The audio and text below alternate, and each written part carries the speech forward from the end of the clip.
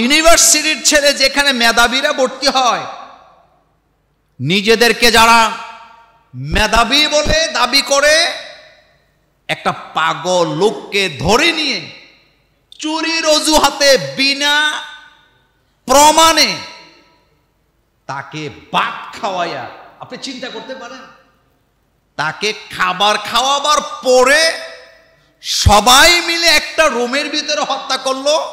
এখানে 10 থেকে 15 জন ভার্সিটির ছেলে ছিল। আমার কলিজায় আঘাতটা লাগছে ওই জায়গায়। এই 15 জনের ভিতরে একজনও কি মানুষ ছিল না? একজনের ভিতরে কি মনুষ্যত্ব ছিল না? একজন লোক কি বলতে পারলো না যে এই লোকটাকে এভাবে মারিস না? আর মারার আগে খাবার খাওয়াইয়া হত্যা করা, এর চাইতে জঘন্য অপরাধ আল্লাহ জমিন আর কিচ্ছু হতে পারে না। আমাদেরকে ছোটবেলা শিক্ষা দেওয়া হয়েছে, সাপ যখন শিকার অবস্থায় থাকে তাকে হত্যা করা যাবে না। আমাদেরকে ছোটবেলা শিক্ষা দেওয়া হয়েছে, একটা সাপ একটা মাছ শিকার করেছে, তার মুখের মধ্যে মাছটা আছে, এই অবস্থায় তাকে হত্যা করা যাবে না। সুতরাং ইউনিভার্সিটিতে পড়া অবস্থায় 10 জন 15 জন ছেলে মিলে একটা অসহায় মানুষকে খাবার খাওয়ায়া যারা এভাবে হত্যা করতে পারে, তাদেরকে আমি মানুষ মনে করি না, তারা চতুষ্প জন্তুর চেয়ে আরো বেশি খারাপ হয়ে গিয়েছে। এ ধরনের জন্তু জানোয়ার দিয়ে ইউনিভার্সিটিতে ছাত্র ভর্তি করার কোনো দরকারই নেই। বিচার আপনি দাবি করবেন কেন? বিচার আপনি করে দেখান। ইসলামের আইন হলো 90 দিনের ভিতরে তার বিচার করতে হবে। আমি আপনাদেরকে একটা কথা বলি, রাসূল করিম সাল্লাল্লাহু আলাইহি ওয়াসাল্লাম বলেছেন, পৃথিবীতে একটা নিরপরাধ মানুষকে হত্যা করার মানে হলো তুমি যেন পুরা পৃথিবীকে হত্যা করে দিয়েছো। আল্লাহ পাক হাদিসে কুদসিতে বলেছেন, আমার একজন নিরপরাধ বান্দাকে যদি তোরা হত্যা করস, আর আমি আল্লাহ যদি প্রয়োজন মনে করি পৃথিবীর সবগুলা মানুষকে একটা মানুষ হত্যার কারণে আমি ডিল মেরে জাহান্নামে ফেলে দেব। এই ছেলেটা, তার ভাই মারা গেছে ক্যান্সারে, তার পরিবারে মা বাপ ভাই বোন কিচ্ছু নেই। সে শুকে শুকে তার মাথার ব্রেন এমন হয়ে গেছে, রাস্তায় রাস্তায় ঘুরে। পাগলের খাবার লাগে কি লাগে না? সে চোর ছিল না, সে শুধু খাবার মানুষ থেকে চাইয়া চেয়ে খাইতো। তোরা আমাদেরকে শিখাস ইউনিভার্সিটি, আপনি বিশ্বে আজকে যা যেই দেশগুলো এগিয়ে গেছে আপনি খবর নিয়ে দেখেন, তারা ইউনিভার্সিটির দিকে নজর দেয় না। আপনি চায়না যে আগে গেছে, ইউনিভার্সিটি তাদের নজর নাই। ইউনিভার্সিটি হাজার হাজার ইউনিভার্সিটি তৈরি করা মানে লক্ষ লক্ষ ছেলেদেরকে মেয়েদেরকে আপনি বেকার তৈরি করলেন। আপনি কাজ শিখান। আজকে জাপানে যান, আপনি ক্লাস 1 থেকে ছেলে মেয়েদেরকে কাজের ট্রেনিং দেওয়া হয়। আপনি কারিগরি শিক্ষার দিকে আপনি মনোযোগ দেন, আপনি আবিষ্কারের দিকে মনোযোগ দেন। এই পৃথিবীর একজন বিজ্ঞানী ডক্টরেট করা ছিল না। আপনি খবর নেন, আমি এই ব্যাপারে একটা জুমাতে আপনাদেরকে আলোচনা শুনিয়েছিলাম। বিশ্ববিদ্যালয়ে পড়ে বড় বড় ডিগ্রি নিয়ে কেউ বড় বড় বিজ্ঞানী হয় নাই, বরং লেখাপড়া জানে না, অল্প কিছু লেখাপড়া করেছেন, এই ধরনের লোকগুলা পৃথিবীর মানুষকে পথ দেখাইছে। ইউনিভার্সিটিতে পড়ে কি হবে তোর মধ্যে যদি মানুষত্ব না থাকে? ইউনিভার্সিটিতে পড়ায় কি হবে? যেই সন্তান তার মা বাপের দিকে দেখতে চায় না, তার মধ্যে মনুষ্যত্ব থাকে না। আমি আপনাকে চ্যালেঞ্জ করলাম, আপনি বৃদ্ধাশ্রমে গিয়ে দেখেন, রিক্সাওয়ালা, ঠেলাওয়ালা, মুয়াজ্জিন, কুলি, দিনমজুর, সাধারণ শিক্ষিত মানুষের মা বাপ আপনি সেখানে পাবেন না। আপনি তাদেরকে পাবেন যারা বড় বড় ডিগ্রি নিয়ে অমানুষে পরিণত হইয়া মা বাপের খেদমত করা, মা বাপের প্রতি এহসান করা বেমালুম তারা ভুলে গিয়েছে। একটা মানুষকে একটা মানুষ সভ্য দেশে এভাবে হত্যা করতে পারে? কলিজা আঘাত লেগেছে, আল্লাহর কসম আমার কলিজাটা ছিঁড়ে ছিন্ন ভিন্ন হয়ে গেছে। একটা মানুষকে একটা মানুষ এভাবে হত্যা করতে পারে?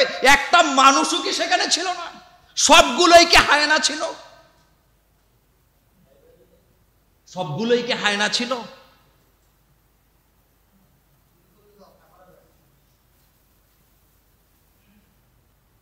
কে হত্যা করবে চুরি করলে? কে হত্যা করতে বলছে? সে চোর ছিল না। আর চুরি করলে হত্যা আপনি ব্যক্তিগতভাবে করতে পারবেন? রাষ্ট্রীয় আইন, সেখানে যেই রাষ্ট্রে ইসলামী শাসন ব্যবস্থা কায়েম নাই, আপনি সেখানে এটা বলতেও তো পারেন না। আইন কি নিজের হাতে তুলে নেওয়া যায়? আচ্ছা, এবার হাদিস শোনাই। হযরত ওমর রাদিয়াল্লাহু তাআলা আনহু যখন খেলাফতের দায়িত্বে ছিলেন, তিনি ঘোষণা দিয়েছেন, পেটের দায়ে কেউ যদি চুরি করে তার হাত কাটা যাবে না। পেটের দায়ে কেউ যদি চুরি করে তার হাত কাটা যাবে না। এ কথা লুট কত! তার মানে আগে খাদ্য বাসস্থানের ব্যবস্থা করতে হবে, এই হলো দাবি। তো এই পয়েন্টে আমার কথা, আফসোস লাগছে, ইউনিভার্সিটিতে পড়ুয়া পোলা পায় এমন হয়? মেধাবীরা কি এমনই হয়?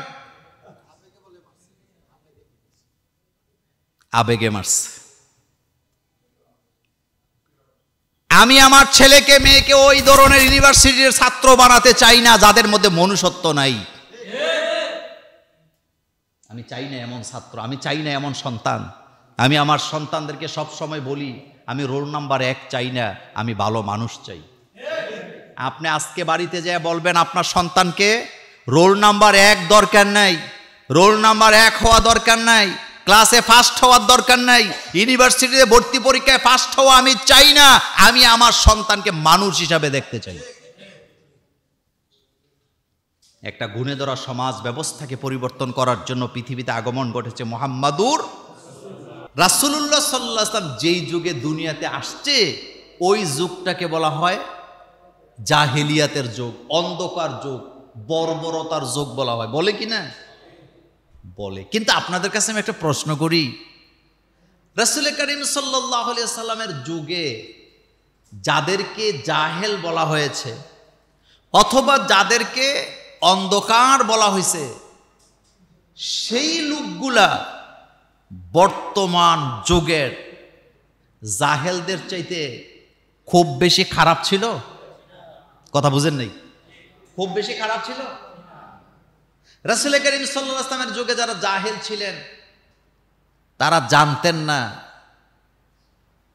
কিভাবে আধুনিক কায়দায় হত্যা করা যায়। এত খারাপ তারা ছিল না।